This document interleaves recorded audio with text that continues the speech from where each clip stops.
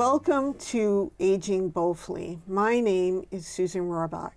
Aging Boldfully is a new show on Franklin TV. It's about living your next chapter outside of your comfort zone, fully embracing the uniqueness of you. Retirement is a great opportunity to redesign our lives. What will our lives look like now that we are the CEO of our own story? We're going to explore major themes that matter most as we enter this new phase of our lives. Themes that include resilience, relevance, physical health, mental well-being, and intentional living. We'll showcase community members that are finding meaning, living with purpose, and overcoming obstacles. So stay tuned. We have a lot of great guests and great discussions coming your way. Before I interview my guest today, let me say one thing about the term aging boldfully. So many people have asked, why are we calling it aging boldfully rather than aging boldly? Boldfully is really a combination of two common words, and for me it means living life fully with courage, no matter where we are on our journey. So, with that, I'm excited to introduce my guest, Roberta Trahan. Mm-hmm. That is right. I always used to call you, you've known you for many years. Yes, indeed. I call you Trahan, yeah, well, and it's wrong, right? No, actually, honestly, it's my husband's last name, so sometimes I say it both ways too. Okay. So it's All fine. righty. So why don't you introduce yourself to our viewers? Thank you very much, Sue. First of all, I'm honored to be here. Thank you for having me. This is a very important topic, especially for the reasons that you have stated. So, in fact, I am Roberta Trahan. My maiden name was DeBadges. I'm a lifelong resident of Franklin. Grew up on Ruggles Street to a very large Italian family. We owned a business in this town for many, many years. And I started my work history, if you will, at the age of 12 and a half, believe it or not, at a local business, Rizzoli's drugstore, owned by a very wonderful, prominent Franklin man of years ago, Mr. John Rizzoli. And so I developed a work ethic early on. Those early days reminded me of the importance of work and what work means to you. From there, I went on to establish myself after years of schooling as a critical care nurse. I had a nearly 50-year career. I loved every minute of it. I wouldn't have changed a thing. Married, I have 4 children, 7 grandchildren, 5 of them here in Franklin in the school system. And they're a joy. I see them often. And the other 2 are down in Pennsylvania. We don't see them as often, but certainly much to the new technology of FaceTime that can certainly help to bridge that gap. Yeah. So my town story, although I volunteered for years at the St. Rocco Festival and some other town-related 4th of July kinds of things, my real town history started when I ran for school committee in 2005, which is where I met you and some very wonderful people. And I did that intentionally after my last child graduated from high school because they had said to me, please, Mom, don't do that until we're out of school, for obvious reasons. I learned an incredible amount in my 10 years on school committee, not only about the town and the working of the school department, but getting to know a lot of people and what their stories were, and helping to shape, at least I feel we did, some of the policies and things that we did in that 10-year period of time, of which you were a part, and that's how we got to know each other well. I continued that along with my career in nursing, and then towards around 2017, I started to think about retirement, probably not early enough, and a point I'd like to make is that I don't know that we ever really fully plan with enough time for our retirement. It was never anything I thought of. Being busy, raising children, being active, who thought of it? And then all of a sudden it hit me. I really need to think about this. I never wanted to be that person at work who people would look at and say, don't you think it's time that she retire? I wanted to go out under my own power, and as you can imagine, critical care nursing is not only a mentally challenging job, it is actually a physically challenging job. And I started to realize that I really needed to think about retiring. So I did that in 2018, 1 year before the pandemic, which honestly was probably a saving grace for me. I kept in touch with many of my colleagues, and that was a very, very difficult time to be in healthcare, so I feel blessed that I did not have to experience that. But my idea was not having to get up at 4:30 in the morning was probably one of the greatest joys of retirement, but then figuring out what was I going to do. I was already involved in various activities and committees, and so I decided to continue on with that, added a few, and have taken great joy in all of that, meeting again another whole layer of new people and new challenges, new responsibilities. And as a volunteer, you know, you kind of have the best of both worlds. You're a volunteer, you're not necessarily being paid, and although you have some responsibilities, it's a volunteer position. So I have enjoyed every minute of that and continue to do so. I also feel, and you mentioned the word being active and engaged, you know, you have to stay active. It's the one thing that's going to help, you know, guarantee you almost a long life. I'm a treadmill aficionado. As you well know, even at the end of the day, late at night, if I haven't gotten my steps in, there I am, because it's important to stay, you know, agile, to stay physically active, so that you can live bold and fully, because that's what we need to do. So I like how you worked that in there. yeah, kind of, sort of. So when I think of retirement, and as I always say, I'm not sure I like the word, because, you know, it just, I'm not tired. I just need to do I need to create the next chapter. And so I always think of, there are two, you know, and I always mention this, two serious considerations. One is when, and you talked a little bit about when. You didn't want to leave when you realized you couldn't physically do it any longer. When can be financial too, and that's deeply personal, not something we're going to cover here. But then what is it going to look like? You know, how can I add purpose and joy in our lives? And so I worked in healthcare, as you did, and I think our schedules in healthcare are very regimented, right? I mean, you know exactly what you're pretty much doing at every moment. You know, by this time I have to do this, by that time I have to do that, right? Absolutely. And then your personal identity is really tied really solidly and strongly into to our professions. Right. So I think, you know, that is tough to adjust to as well. And then you go into a point where your calendar is empty, and you've lost some personal identity, you've lost some power, you've lost some purpose, and then so how do you structure that, right? Right. So exactly. for you, do you really? So what was your process? You've alluded to it, like you started thinking about it. I did. You know, a couple years beforehand. Right. And so how did that? And, well, for me, it was a little different. And the point you make, which is very well taken, a lot of people have said to me the very thing you just said, but work is who I am.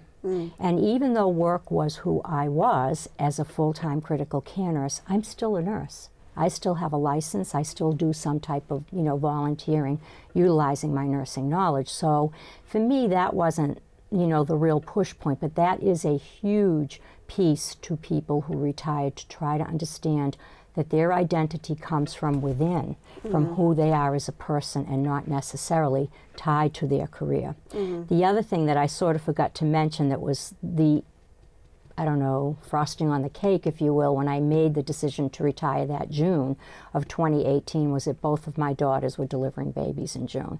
So one in the early part of June, one in the later part of June, and I was able to be part of that because I didn't have the work commitment that sort of tied me down time-wise. And yes, the financial piece is important, but honestly, I feel like people are more on top of that nowadays than they probably were beforehand, and talking to and having financial planners in their lives where they can sort of, orchestrate that going forward. So I think the biggest thing is, who are you as an individual, and what can you do once you're retired to sort of fulfill your legacy? Whether your legacy was partly what you did for work or whether it's something completely different, trying to figure that out and then move in that direction and do it fully. I like what you just said about legacy, because I've never really tied that to thinking about how to build my chapter. I like to cut my life into 3 chapters. Yeah. 1, where my parents were responsible for me. 2, I'm responsible for my family. And 3, I'm responsible for myself, and I have the freedom to do whatever I want. Right. Well, within reason. Yeah, within reason. So I've never really thought about legacy. I mean, for me, I worked in healthcare on the clinical side in higher ed, and my job, like you loved every moment.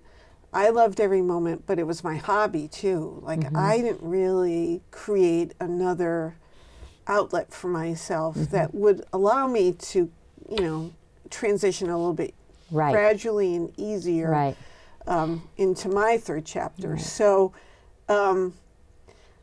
we both volunteered in public service. Your dad was kind of my hero. He helped me through public service. Sure. Vinny DeBadges, loved him. Yeah. He gave so much back to the town.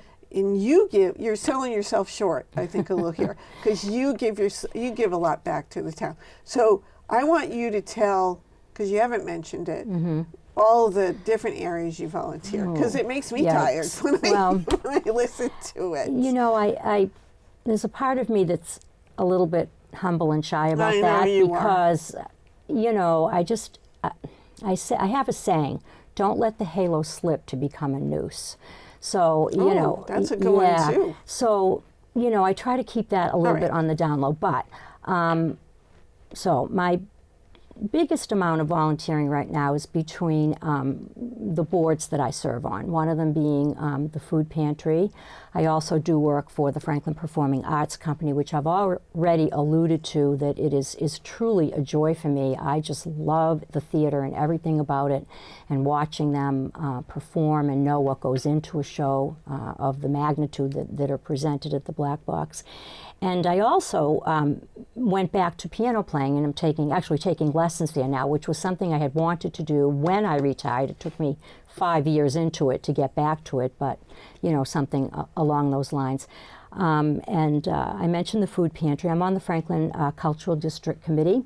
I serve there with a lot of great people, and have enjoyed that, trying to keep the arts and culture up and foremost in people's knowledge, understanding of what it means.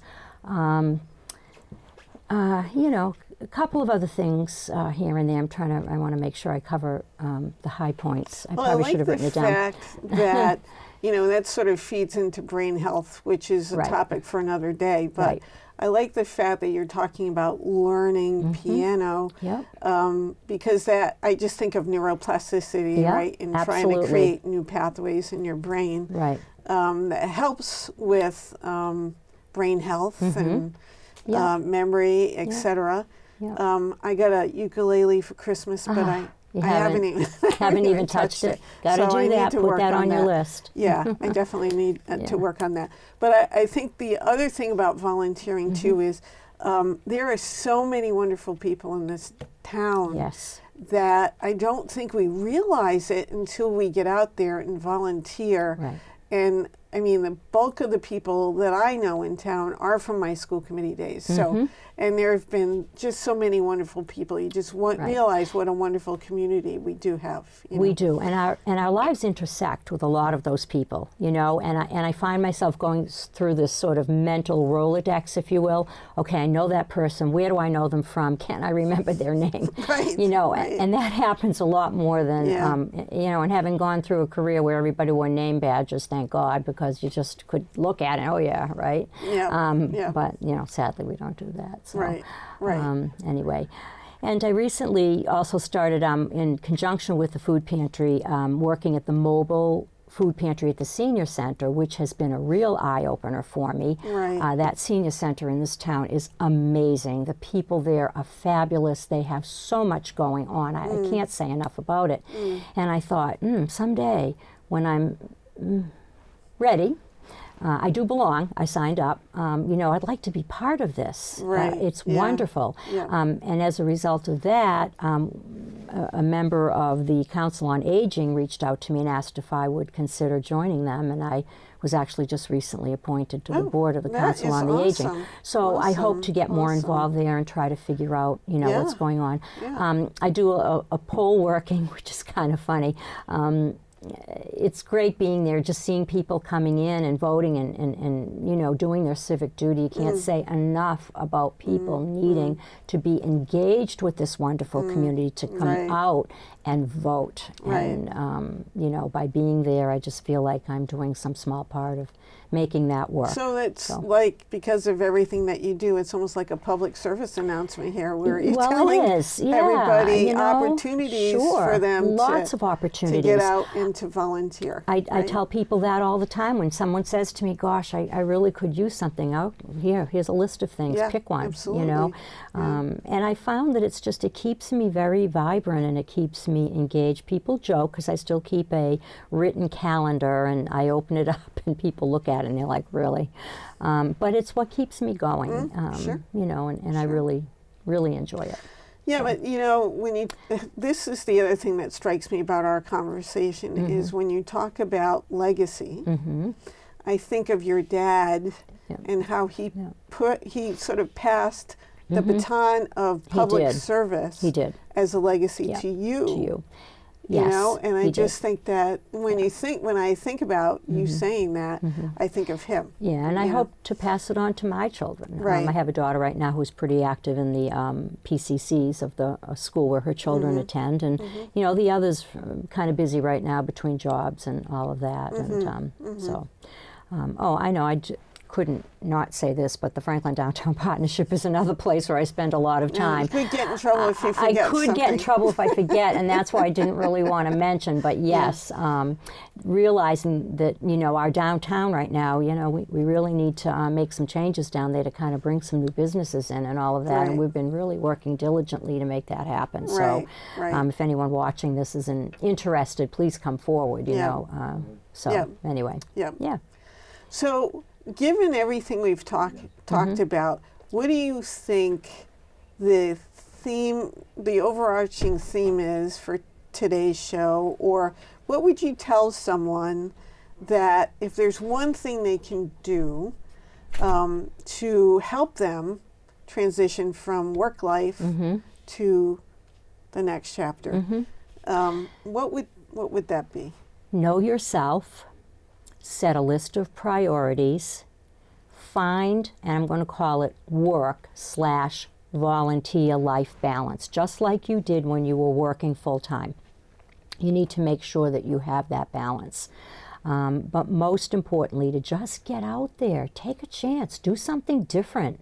Do something maybe that you've always wanted to do. I know a lot of people who use their retirement to travel, and they do lots of traveling. And I see these, you know, wonderful pictures and places people have been. And although I certainly like to travel too, for some people that is what they want to do.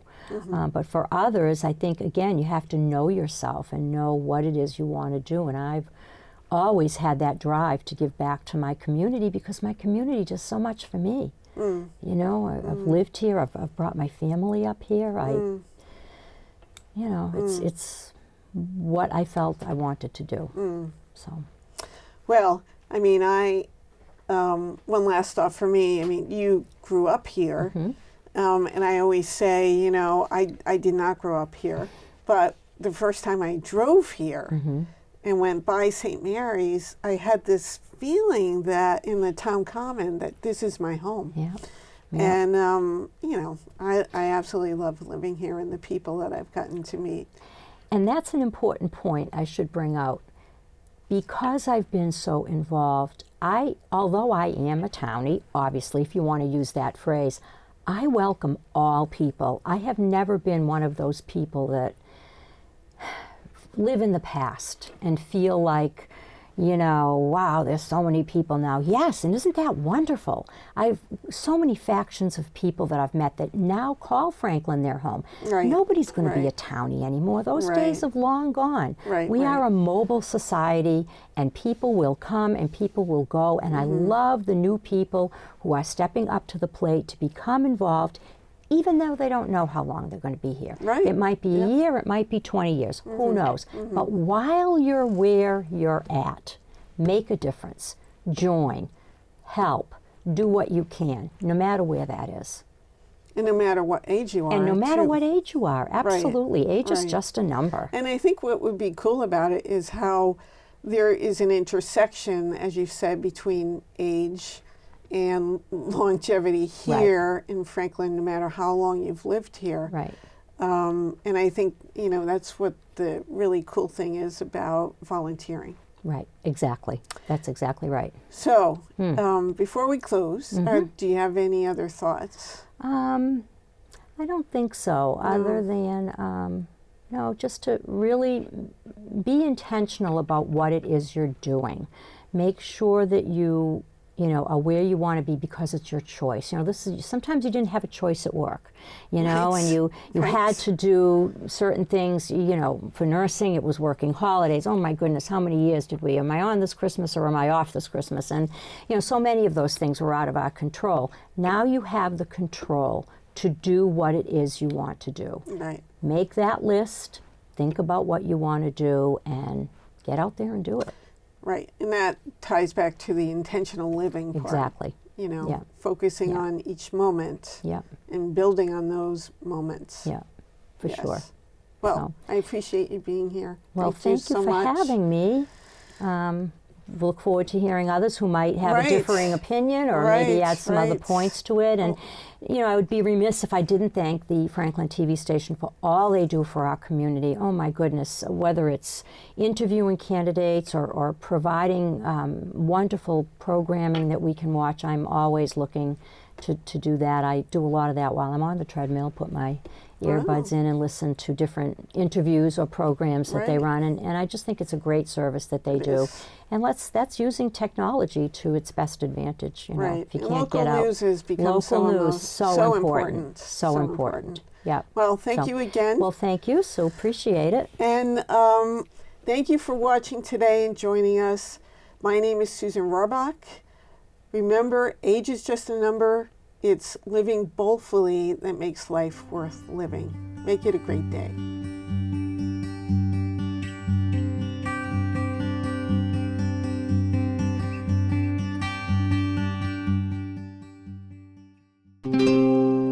This program was made possible by your Franklin friends and neighbors, good folks just like you. Thanks for supporting Franklin TV. And thanks for watching.